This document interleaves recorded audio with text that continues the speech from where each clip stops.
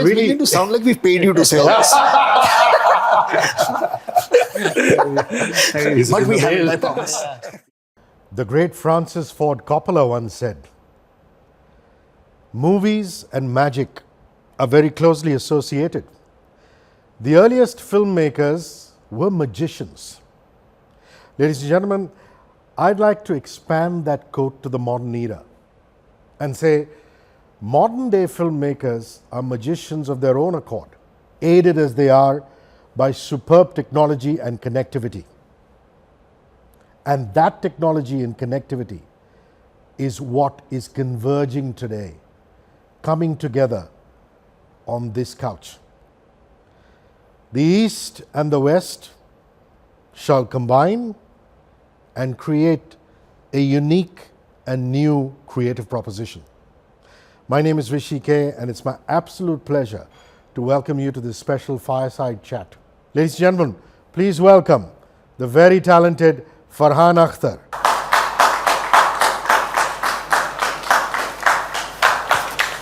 Well, as you know, he is one half of the excellent XL Entertainment duo. The other half is a pioneering producer. Please welcome the very prolific and the absolutely brilliant Ritesh Sidhwani.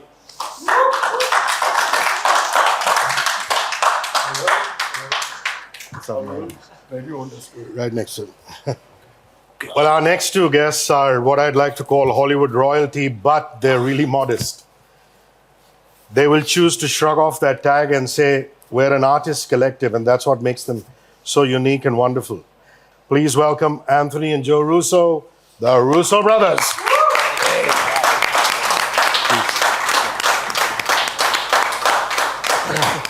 Anthony, I'm going to start with you. I mean, I just said, and I pushed it a little bit, and I said, maybe you're beginning to be India Files, if I could call you that. The ties you forged here, you know, these actors, Dhanush, Priyanka, Rudy, Randeep, talk about your feelings towards this wonderful country of ours. It's funny, when I heard you use the phrase India Files, it hit me, and I thought, oh my God, we are India Files. Yeah, and I think, I think it comes from,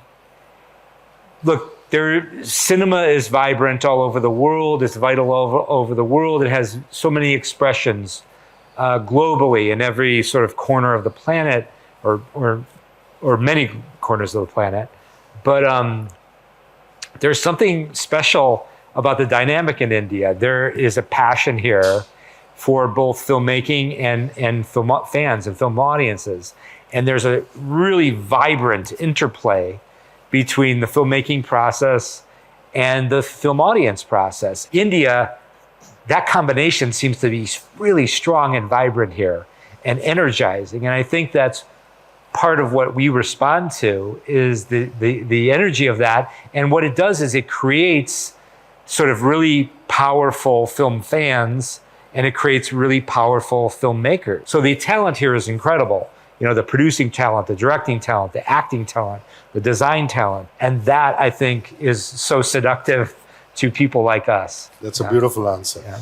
You know, I told you this morning, when I met you guys, I said, I marvel at the fact that you understand subculture in India. I mean, the way you talked about Dhanush's Tamil ethnicity, for example, I thought that was super. And Indian audiences are endeared by that. You must have been overwhelmed by the love you got at that premiere and what you faced. Yeah, I mean, it's fantastic. I mean, I'll be honest, the experience of making Infinity War and Endgame and watching audiences respond to it is once in a lifetime. Some of the best audience responses that we saw were from Indian cinemas.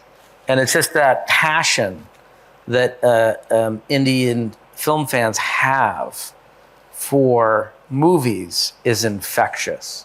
There's nothing quite like it anywhere in the world. This was like a rock concert. It was like nothing I'd ever seen. That endeared us to India. And there's a talent pool here that's as big as anywhere in the world, because it's the only film industry that rivals Hollywood for output and consistent quality.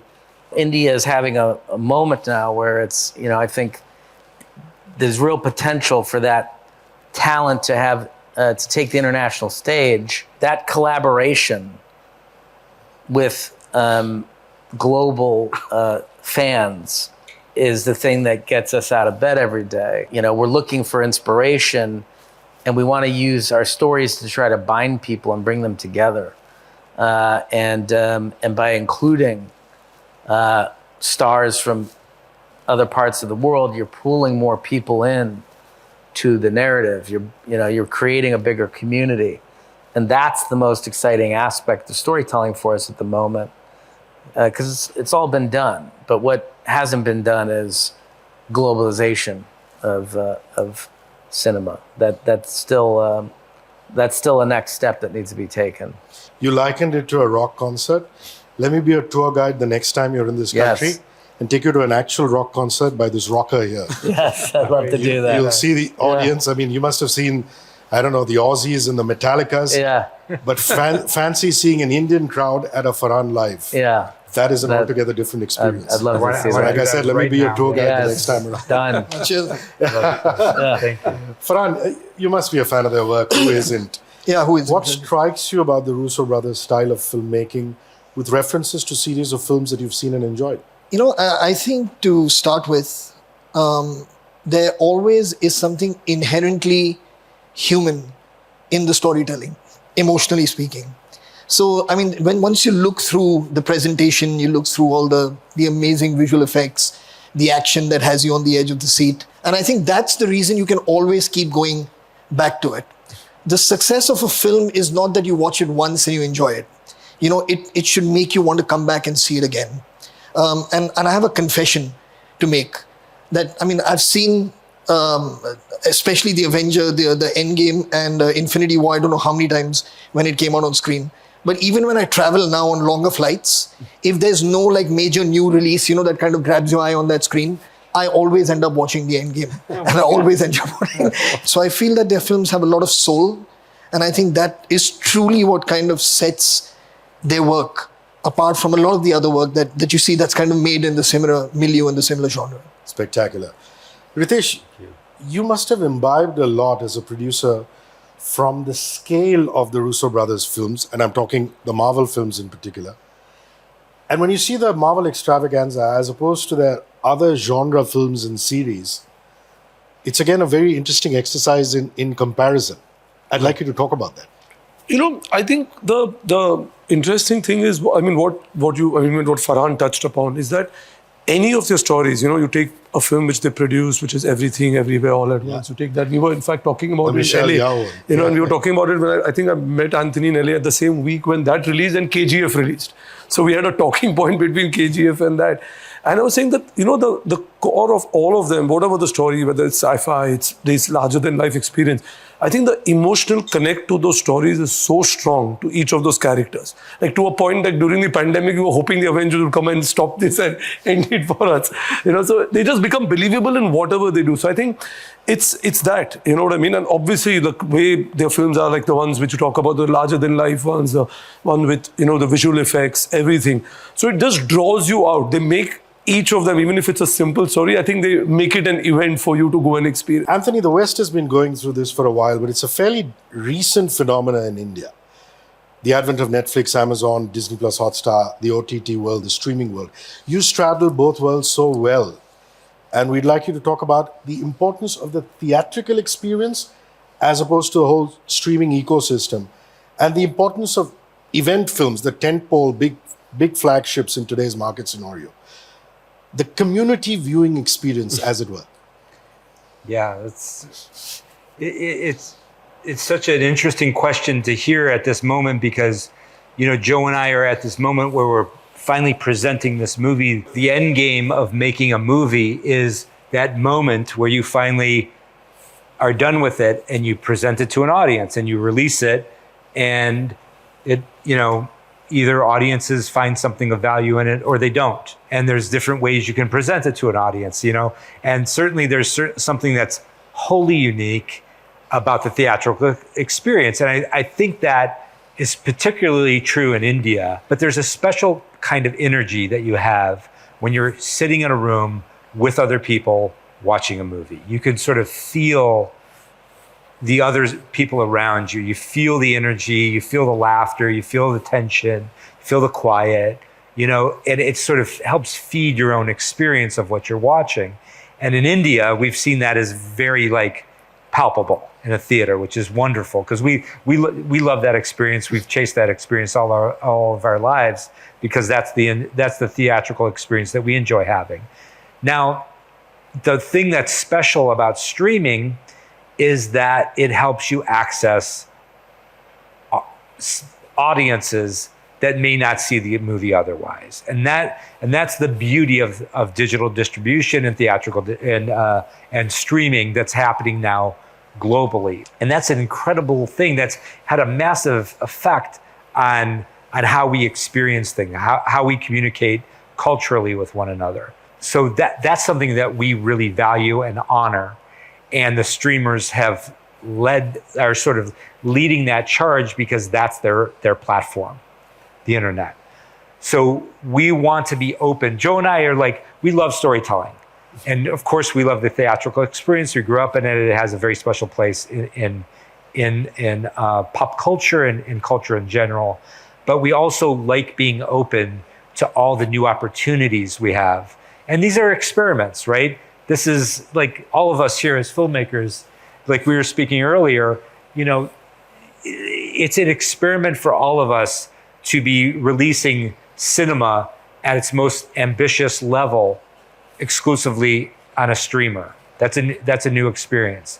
But it's a valuable experiment because of the value that's come from the global connection through streaming. I feel like the truth is we all have to be open to the opportunities that both platforms offer us. Like, you know, just sorry, I just want to add, I think what is interesting is that as storytellers, you never had this opportunity 5 or 6 years ago where you were thinking of content now, like a show like we've done, like whether it's Inside Edge or Mirzapur, but that kind of content, the way the characters are written, you wouldn't be able to consume them in 2 hours or 90 minutes, you know, or when they're doing Citadel. Like in that, the way those stories are written, that opportunity did not exist before. So I think what the streamers have done is given storytellers an opportunity to tell stories in a different format. Joe, Indian film buffs know about Farhan and Ritesh's early life. Someday there'll be a series made on it. Mates who got together and created Excel Entertainment. But what Now we're it's really beginning to sound like we've paid you to say this. Is But it in we the haven't, mail? I promise. Is it in the mail? But anyway, but honestly, we would like to know about how you brothers grew up, your earliest exposure to the movies, how you were drawn in. Was it during school, college, or earlier? And when was the exact point that you gentlemen said, we want to make a career out of this? When did that dawn upon you? Well, we grew up in an industrial city in the United States called Cleveland, Ohio. We grew up in an Italian neighborhood. We would spend our weekends having dinner together with the big family.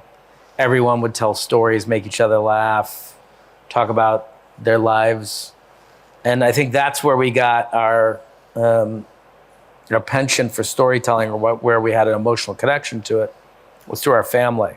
And we would consume a lot of media, film, TV, video games, comic books, everything. Our influences are very eclectic.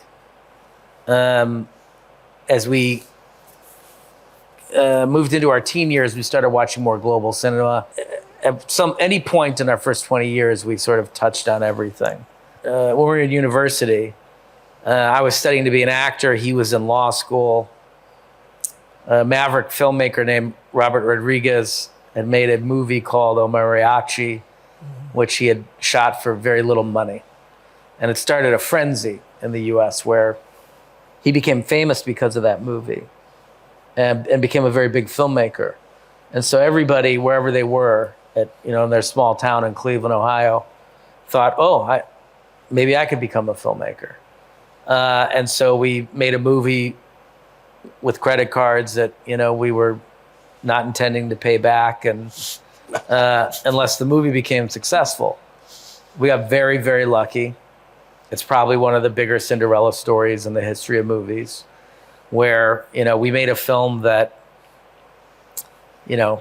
was really, it Nobody responded to it. It was very dark, very twisted comedy, and very bizarre, non-linear.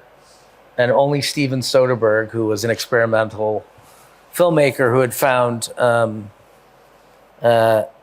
some success in the art house world, well, he responded to it, and he helped us into the business. And over a period of about 5 years, he turned us in from, sort of punk rock art house filmmakers from Cleveland, Ohio, into commercial storytellers. And so ultimately, he was really responsible for our careers. Whoa, beautiful nugget. Yeah. Farhan, let's talk about globalization of cinema and series. Language is not a barrier anymore. I mean, people talk about Narcos being watched in so many hundreds of countries. Sure. Your series, Excel series, are being watched all over the world. My question is really simple. Now, when you're approaching a project to be made for a streaming service, are you looking at a subject which is truly global? Or are you going to say, I'm going to tell a local story that has the potential of going global? I don't think it works on such a conscious level, to be honest, these decisions. I think what anyone who's creating something is looking for is to try and be honest in whatever it is that they're making.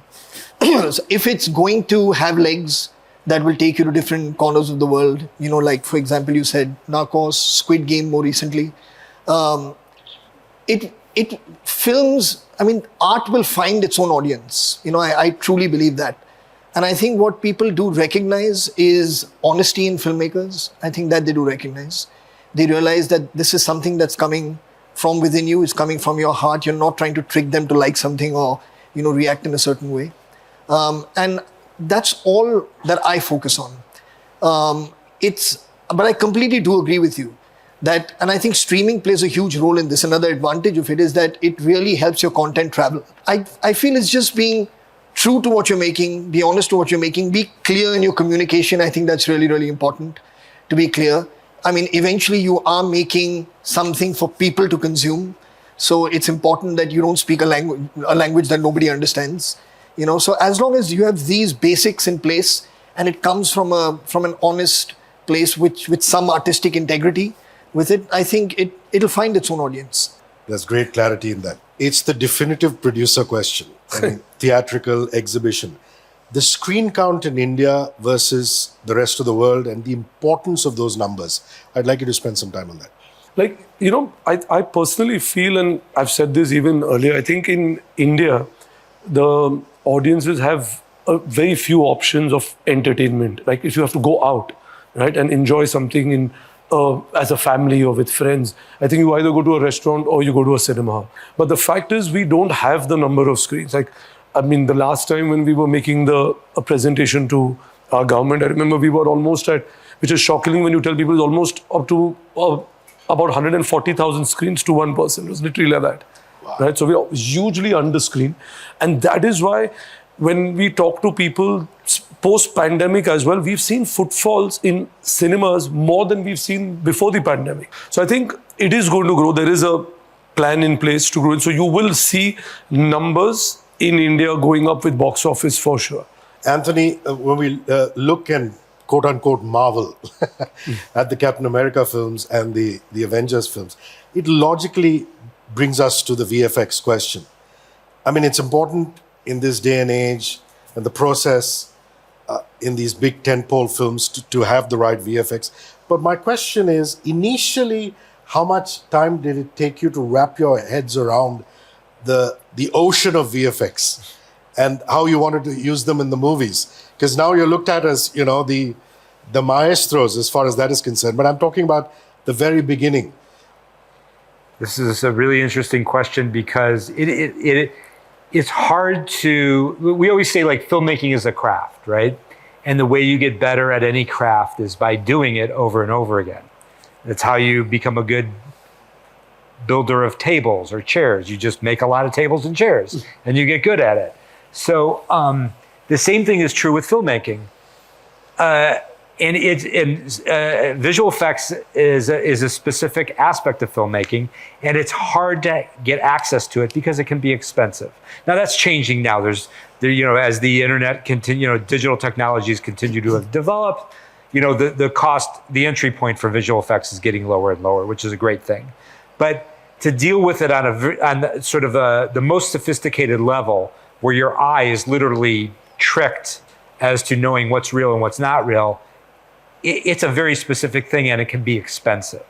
So a lot of filmmakers don't have access to learning that part of the craft because of its price point.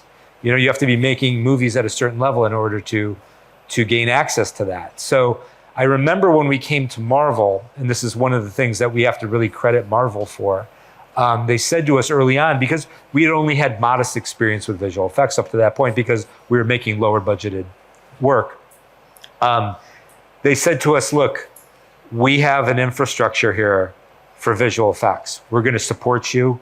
We're going to take you through the process of what it is. You just tell us what your vision is, and we'll support you and tell you how to realize it on a visual effects level. And it was just such an amazing, simple offer, but such a rare opportunity for a filmmaker. And I remember Joe and I sort of beginning our road there with Captain America Winter Soldier, having a support system to help us understand and learn visual effects that we'd never imagined prior to that moment. Joe, they say that filmmakers and the filmmaking community are all kindred souls, irrespective of which part of the world you belong to. So, meeting Farhan and Ritesh and, familiarizing yourself with Excel Entertainment, how does that feel? I mean, it's great because partnership is critical to vitality as a producer, a director, creative.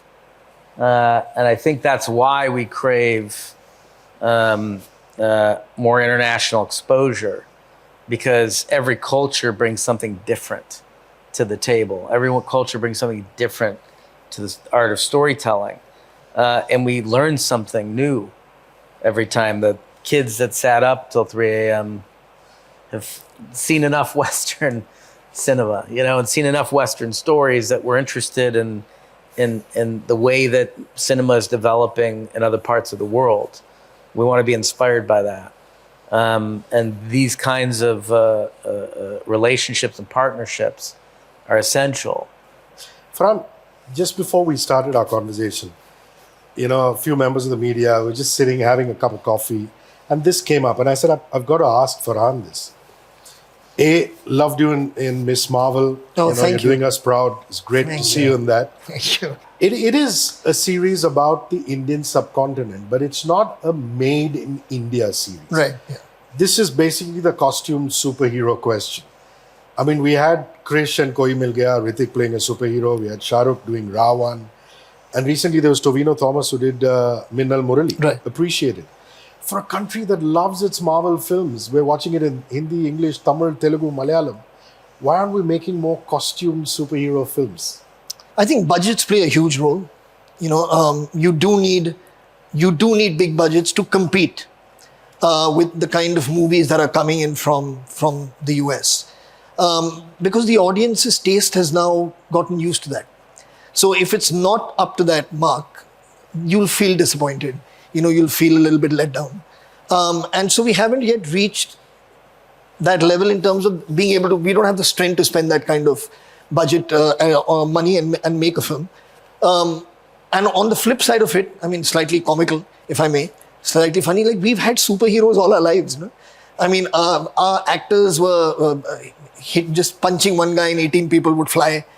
So I don't know, for a long time actually, for a long time we never felt the need for superheroes because just regular people were doing what superheroes do in movies that we saw from the West. What Superman would do, our heroes were doing even without being Superman. Now, of course, in today's world, to compete with that or to add to it, to maybe further the storytelling narrative from the Indian point of view, it will take maybe some great associations, some good collaborations, with people who can bring that expertise in, because like what Marvel did for them, like they just mentioned, is we need someone to do that for us.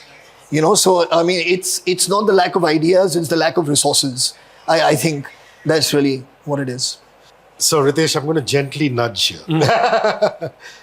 I mean, an Indian mainstream star working with a Hollywood mainstream star. What are the possibilities? We've been talking about this and discussing, like, language is obviously not a concern. You can say of him and do it in English, Hindi, whichever language. I think, but the fact is, you really need somebody to add strengths from there. Now, VFX wise, I mean, I'm being very honest, I've been reaching out and finding out, because there is a certain discipline you need if you want to do something like that. Of course, you need the budget, you need all that, but you also need a certain discipline, because most of us have not studied it. You don't know it. You have to rely on somebody else. You know, so if we were to do something like this, I would knock on their door the first, like, okay, listen, guys, we're planning to do this. Here is the story. If you like it, we can obviously. So, of course, I mean, if there is a story we both feel there is a connect with it, and whether it means casting somebody from here or casting somebody from there, why not? I mean, I would love to do it. Anthony, put on your producer's hat now. An Indian born and bred director, I'm not talking an American of Indian origin, like a Night Shyamalan or somebody.